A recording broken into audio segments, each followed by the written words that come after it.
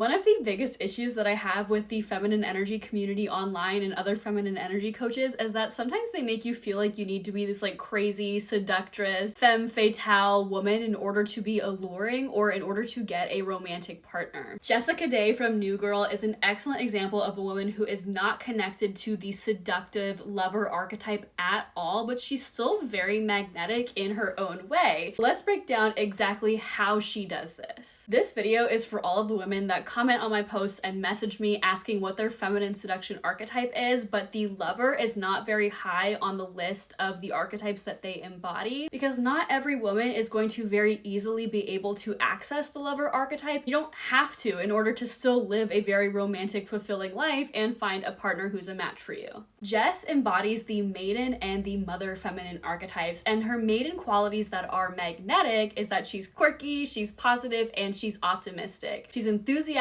about life, and she's here to have fun. She's also magnetic in the way that she's very creative and imaginative, and she lives in her own little world. She's endearing, she's charming, and she's very sweet and trusting. We see the magnetic power of the mother feminine archetype in Jess in the way that she's incredibly selfless, she's loyal, she's caring, and she's nurturing to her friends, her family, and her students. She attracts people in the way that she's very empathetic, and she's always ready to offer support and encouragement. She's passionate about inspiring her students and her friends, and she strongly believes in the potential of other people. So how is Nick a good match for a woman like Jess, who embodies the mother and the maiden, but not necessarily much of the lover? Look, Nick is a good man, and I personally love him as a character, but he kind of needs a more nurturing partner in his life because, let's face it, he is a barely functioning adult man. Because of Jess's unique feminine archetype embodiment and therefore her perspective on life, she's able to see Nick's unique potential where many other women have given up on him and help him rise to meet that potential. Nick is also very silly and goofy and whimsical, and he's able to meet Jess on that level, and so they have a lot of fun together. Also, Nick can find himself in a slump pretty often, and Jess's optimism and positivity help to lift him up, and he also helps to mellow her out and ground her and bring her back down to earth a little bit when that's needed. If you don't feel seen by the feminine energy community online, it's not you, it's the way that feminine energy is taught in the online space. If you're interested in learning about how to create your own unique blend of feminine energy that plays to the strengths of the feminine archetypes that you embody naturally, I am here to help. I am so close to launching my Feminine Archetypes Masterclass course. You can find the link to it on my website, thedreamgirlacademy.com, or you can find the links in my bio. I would love to see you enrolled in my new course.